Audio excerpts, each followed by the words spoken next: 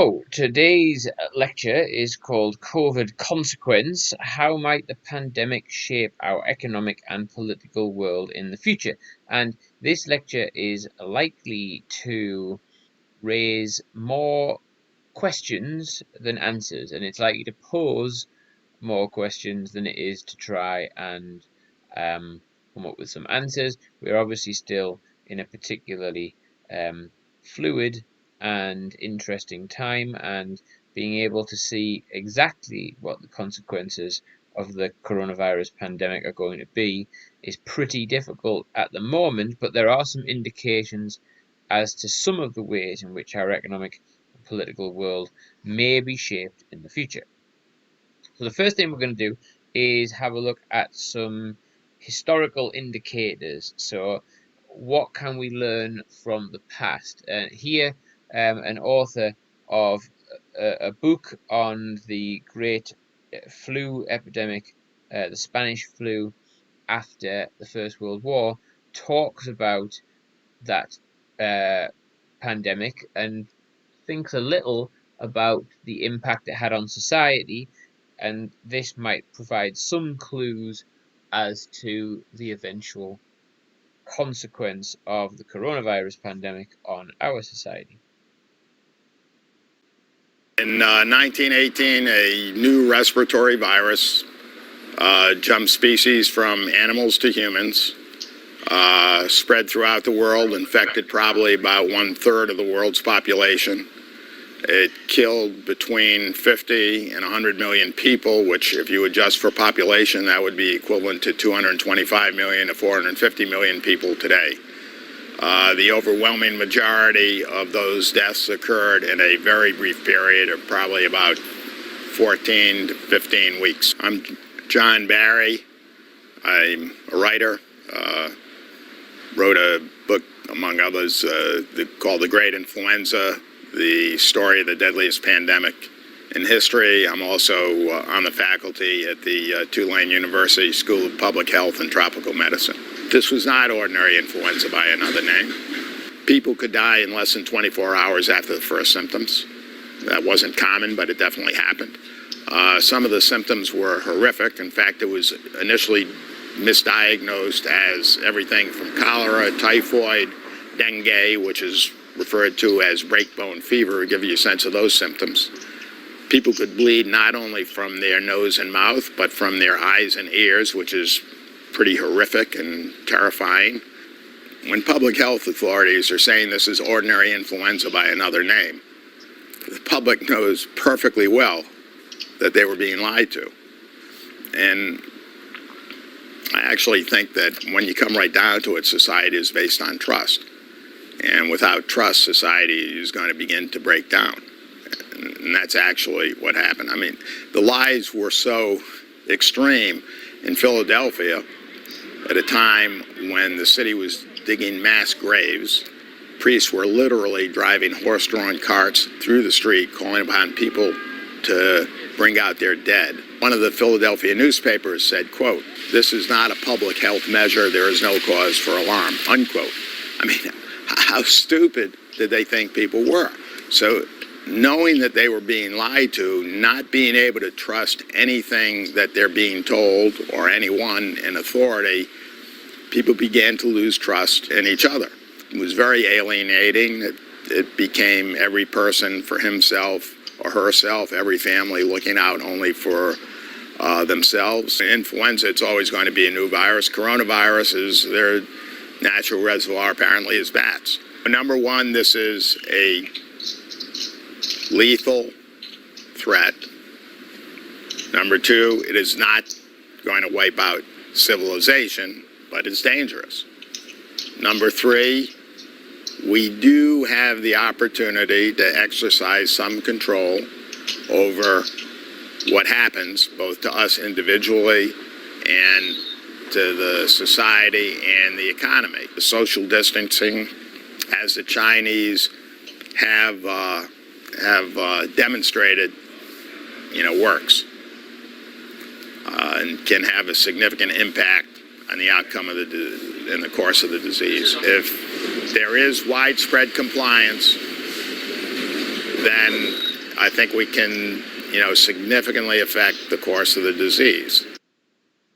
So it's interesting what John Barry says there.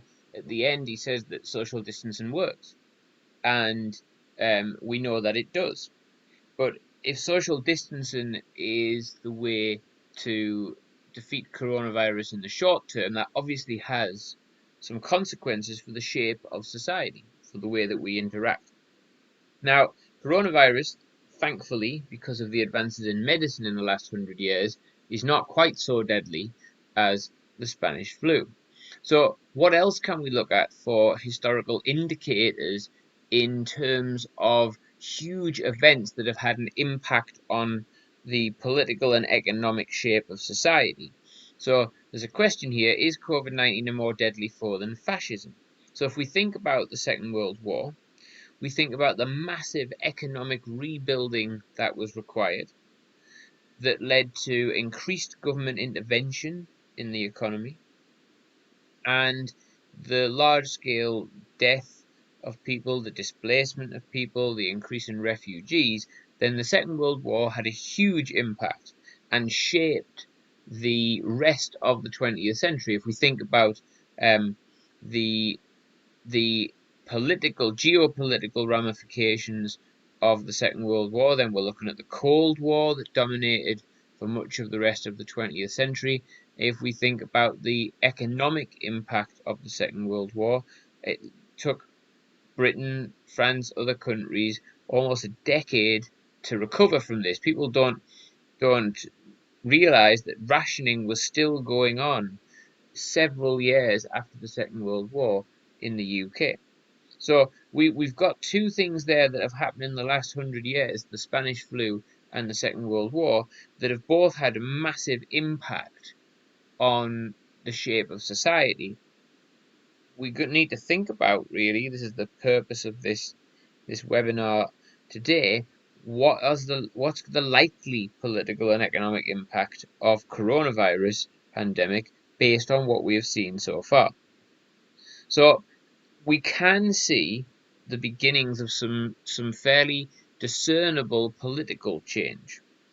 The main one being the unusual government intervention in people's lives, in the economy, by political leaders and political parties that traditionally believe in small government. So the centre-right governments, and there's a question as to how centre Trump is, and the same could be said about Johnson and some of his friends, but the centre-right small government Republicans and Conservatives are actually overseeing huge intervention and spending in the economy. The 2.2 trillion stimulus package that Congress has passed in the USA is about in line, when we adjust it for inflation, with government spending after Pearl Harbor. The UK government has invested billions and billions and billions of pounds in the furlough system, in the NHS, and all sorts of things to deal with the coronavirus. And so what we see is the enlargement of the Overton window. This is the Overton window, named after the professor who came up with the term, is the range of policies politically acceptable to the mainstream population at a given time. And we see that Overton window is being enlarged each day. What is deemed to be acceptable by the public, what is deemed to be acceptable by the government, is being enlarged as the government tries to find ways to deal with the coronavirus pandemic. If we see the government's attitude towards healthcare, then Clap for Carers in the UK, the huge outpouring of support for the NHS that was already very popular in the UK anyway, means that the government's invested huge amounts of money in the healthcare system, and it is unlikely within a generation that any government would be able to roll back from the sort of massive investment, public investment, in the NHS. But in America too, there is increased support for government subsidized medication for all. In a recent poll, the number of people saying that they wanted some kind of government-funded medical program was up by 10%. Now, when we think that the Republicans under Trump have been intent on dismantling Obamacare, and when we think about the resistance to the socialized medicine, in quotes, that Obamacare was deemed to represent by the right of the American political spectrum, there is a growing support now actually for some sort of government funded medical program. And this is not only because of the huge need for medical care as the coronavirus pandemic rages in America, but also as more and more people are having to use their medical insurance and the costs of medicine have to be recouped by the medical insurance companies, then there's a strong possibility, and in fact, it was forecasted in one article in the New York press last week that medical insurance premiums could increase by 40% in 2021. So the cost of people's medicine is going to increase hugely, and there's an increasing support in America for the government to help fund some of that cost. But there's a paradox here because we have a nationalistic, populist response by both the UK government and the US government. We have a declining role of global organizations. Trump has attacked the World Health Organization. Johnson obviously promised to get Brexit done, and Britain is moving away from Europe in that sense. But at the same time, there's a large increase in government intervention. So we have nationalistic, populist, anti-globalist, and anti-globalization in some ways government, and that tendency has been exacerbated by the coronavirus pandemic. But the coronavirus pandemic has also led to a huge deviation from political orthodoxy in both the US and the UK, and has led to unprecedented government intervention in the economy. So, is the response to the coronavirus pandemic the example? It shows there is a stuttering step in the march of globalization. Has the coronavirus pandemic encouraged those who are against globalization, and has it also shown the limits of globalization? Certainly in both the UK and the US, globalization has not been a fashionable cause for some years. Protectionists blame trade for job losses. Green politicians highlight the environmental costs of globalization. The epidemic gives the anti-globalizers another argument. You can't rely on supply chains, and Trump insisted on calling this the China virus. And the suggestion is that it's come from outside of the borders. There's a lot of criticism about the government's response. Why aren't you closing the borders? Why aren't you closing down the spread of people around the globe, the interaction between people? Because that's what's causing the virus. Johnson speaks of Britain containing, fighting, and beating the virus on its own. In a press conference last week, he gave an almost quasi-Churchillian response that this was, we will fight them on the beaches, we will protect Britain, and we will develop a vaccine, and we will do this, and we will do it on our own. And so the coronavirus pandemic has certainly emboldened those who had a tendency to be against globalization and to be more nationalistic and populist in their approach. However, the scientific community is working on a global scale. The scientific community, most infused with Enlightenment thinking, reason and science, are being used to counterbalance the pandemic and to counterbalance the nationalistic populism of politicians. So there is a paradox here, because Johnson often says that the UK government is being guided by the science, and yet they make political decisions and utterances that maybe are not supported by scientists.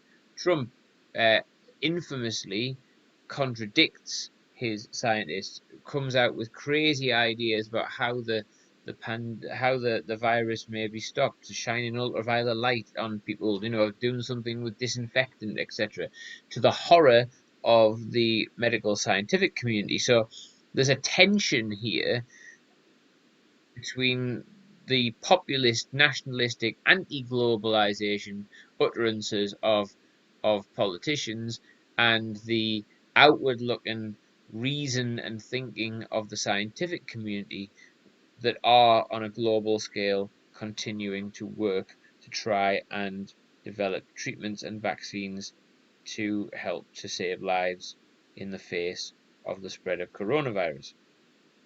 So what this has meant, these political trends, is that the far right in many countries in Europe tends to be in retreat.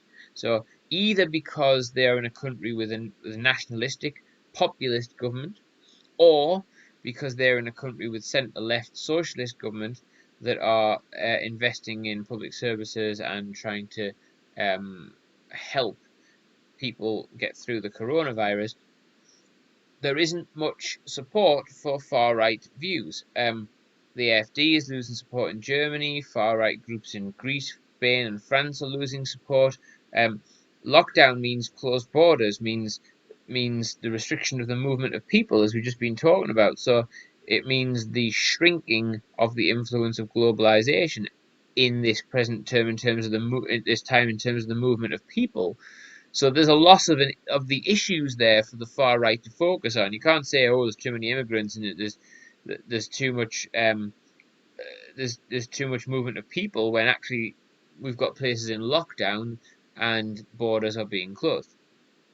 But I don't think that means that the mainstream political community can be complacent, because recessions are looming. We are in recession already, and history shows us that in times of great economic difficulty, in terms of recession, economic depressions, this can often lead to opportunities for far-right politicians. What we're also seeing on the political front is the increased power of the state, and many liberals and moderates are worried about the excuse that the coronavirus pandemic can be used as a way of excusing greater power of the state and greater intervention in people's lives. So good intervention and bad intervention. Where do you draw the line between those two things? Good intervention, pour more money into the NHS, get a track and trace system, try and protect people, tell people to stay at home, etc., etc. Or bad power of the state, how are they using this data? How are they maybe using the lockdown as a way of suggesting that elections can't take place, or that democracy needs to be suspended in some format? So we see elections postponed in Hong Kong and in parts of Latin America. We see a growing infringement of the military onto civil society. You just have to look at Melbourne this week with the lockdown measures that they have, and they have got police and military on the streets trying to make sure that this lockdown in Melbourne is tight and that people don't flout the rules.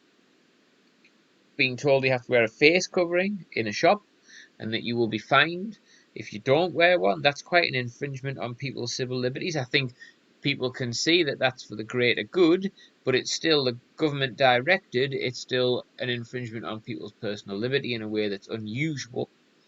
The track and trace system and the sharing of data.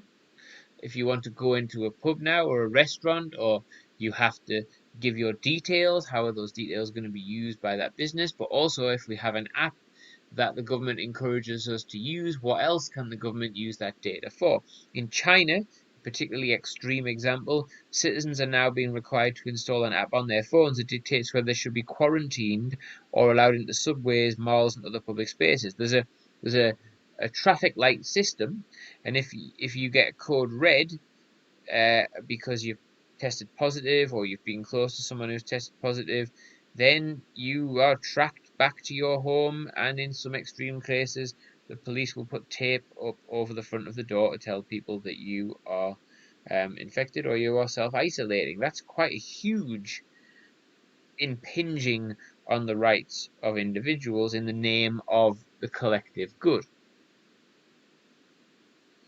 What about economic change? We've already touched on this to a certain extent. We see the famous painting of the lady with her children, sorry, the famous photograph of the lady with her children that was taken in the American Dust Bowl during the Great Depression. And economists are calling the current economic phenomenon the Great Lockdown. And evidence suggests that the economic ramifications of the Great Lockdown could be more severe than the economic ramifications of the Great Depression in the 1930s. Generally, in Western democracies since the 1980s, free market economics and globalization have been the forces that have shaped the economy, and that has led to growing inequality. And it's led to the valuing of individual over self, and this has led to a widening gap between rich people and poor people, and coronavirus has widened that gap further. It is, generally speaking, people who are of less affluent socioeconomic status who are the ones who possibly still have to go to work, can't work from home, and it is these people who maybe rely on 0 hours contracts or on the gig economy or are not white collar professionals that can easily transfer their work from the office to home. These people are the people that have suffered the most. Small businesses are suffering because of the restrictions, and businesses can't make profits if they can't sell things to people, so they have to therefore make their employees unemployed because they can't afford to pay them. These people then who've been made unemployed don't have money to spend on things, so other businesses collapse, and so the economy spirals into depression. And that is where the world economy is headed if it's not already there at this point. Since February, almost 10 million Americans have filed unemployment claims, and this figure is rising. This graphic here shows the unprecedented economic losses in the US as a result of the coronavirus pandemic. So here we have since the 19 since after basically this data started to be collected after the Second World War, and we have the percentage decrease in gross domestic product, and you can see after the war, and then you can see the beginning of the late 1940s, early 1950s. There was a recession in the 80s. You can see some decreases in GDP, but that decrease from just before 1950 until last year has never really dropped below 2%, 2.5%. It's currently at minus 9.5%. So this is unprecedented. This is almost 4 times greater a decrease in GDP than America has seen since just after since these records began just after the Second World War. So it is an enormous economic loss that the biggest economy in the world is facing. We see in this country, Rishi Sunak, who's been praised as the Chancellor for a lot of his effort in trying to mitigate the economic hardship for people with the furlough scheme and other government initiatives to try and help people during the coronavirus pandemic, we can see huge government intervention. Now, mainstream economics believes that in the long run, there should not be excessive government spending, whether that's on healthcare or education or on long-term projects, because that will do more harm than good. It'll lead to inflation. And we talked about globalization and free market economics and neoliberalism, the most powerful forces in the economy in the late 20th and early 21st century believe in market economics. The market will sort itself out. So any government intervention is seen to be unhelpful unless it's short term. So after the financial crash of 2008, for example, there was some short term stimulus packages, some short term government intervention. Then there was a return to normalcy. There was a return to mainstream economic thinking, and we had years of austerity in the UK, for example, in the name of trying to get the economy back on an even keel after too much spending and too much speculation had led to the financial crash. Now, a different way of looking at this, heterodox economics, suggests that actually more government spending on public investment projects and public services, as well as greater oversight of how market activity influences society, must be the focus going forward. Now, if we draw parallels back to the Great Depression, uh, Franklin Delano Roosevelt's New Deal in America drew a lot from Keynesian economic policy to invest in public infrastructure and to spend in order to stimulate the economy. So if we draw again a historical parallel, maybe there will be a longer period of economic intervention, government intervention, a greater period of spending over a longer period, just like there was in the 1930s, in order to get the economy back on track. Now, the problem actually that's been hugely highlighted by the coronavirus pandemic is that our economy is based on exchange value. So it's based on jobs that help to make money. So exchange of money and between one sector and another. That's where the most money is in jobs. So consultants in advertising, in financial sector, moving money from different places, creating money. That exchange value is what largely dominates free market Western economic model. But we need the people who do jobs that serve the public, and those jobs don't pay very well. So the bus drivers and the delivery drivers and the supermarket workers and the nurses and the teachers and the doctors, these people that serve the public, their job is not just an exchange value job. They don't exist to make money for an institution or to make money for a particular business. They exist to serve the public.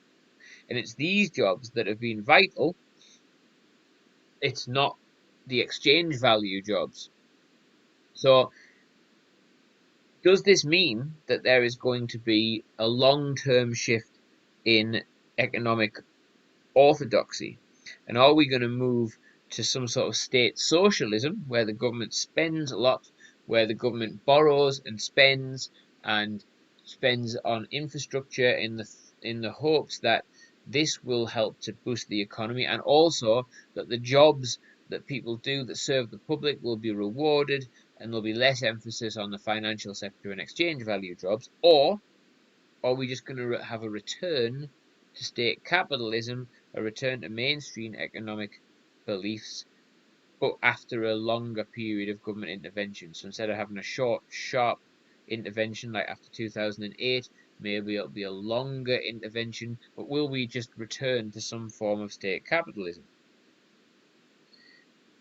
One of the things that has obviously been the economic impact of the coronavirus is the widening of the social divide and increased inequalities of class and race. Here, Associate Professor at Cornell, Gustavo Flores Macias, talks about that.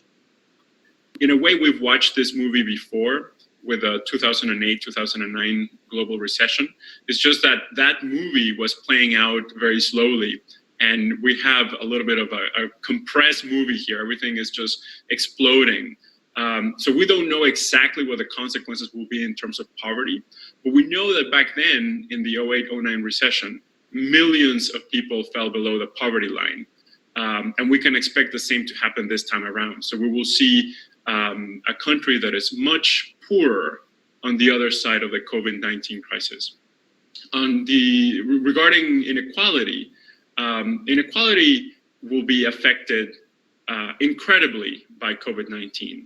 We know that this blow will be much harsher, much more severe for some sectors of the population, for the poorer echelons of society. And we know that inequality had been growing over time in the US, even before the crisis. And the 2008-2009 recession did exactly what I'm describing. The poorest sectors of society had a very hard time bouncing back, and it took the country many years, about a decade, to get back to where it was before that crisis. We can expect the same to happen, but probably much worse. So on the other side of COVID-19, we're likely to see a much poorer country in terms of more population, more people below the poverty line, and a much more unequal society. So this widening social divide has also been linked to inequalities in race. So it was no coincidence that the reaction to the George Floyd murder was such, because of the timing of that murder alongside the spread of the pandemic and the reality that people of color have disproportionately suffered as a result of the pandemic. So 35% of critically ill patients identified as BAME, and almost 3 times higher than the overall BAME makeup of the population. So if you are black, Asian, minority ethnic in this country, you are more likely to be ill. Black people are especially overrepresented in terms of mortality. They made up 6.4% of the first 12,600 COVID-19 deaths in hospitals, despite only accounting for 3.4% of the general population. BAME workers make up 20% of NHS staff, rising to 44% in London. So the people who are on the front line against this are disproportionately people of colour, and yet these are the people who society treats in a less than equal way, and these are the people who are often trapped in jobs that don't pay very well. 4 out of 10 key workers earn less than £10 per hour. Nearly 2/3 are women, and 2.5 million of them earn less than £10 an hour. So the people who actually do the key jobs, the jobs that people have relied on during the pandemic, they disproportionately get paid very little. The food bank charity, the Trussell Trust, has reported its busiest ever period during the coronavirus, with 81% more food parcels given out during the last 2 weeks of March 2020 compared to the same period in 2019. So society is the gap between rich and poor, both in health outcomes and both in actual material wealth, is being widened by this coronavirus pandemic. And the government is praising the people at the bottom of this wealth pyramid for being so vital to the country and helping so much. And, we all stood on Thursday nights and clapped for carers. But how is this going to have an impact on changing economic models over time? And is it going to lead to a readjustment of our understanding of what's valuable? Is it going to lead to a reshaping of the economy? Or actually, after the pandemic fades into at least short-term memory and then marries into a distant memory, are we just going to return back to some sort of political and economic orthodoxy which continues to put emphasis on an exchange value system of economics? So these are questions. I don't have any answers, but there are things to think about in terms of what may be the lasting impact of the coronavirus pandemic on the political and economic structure of the West.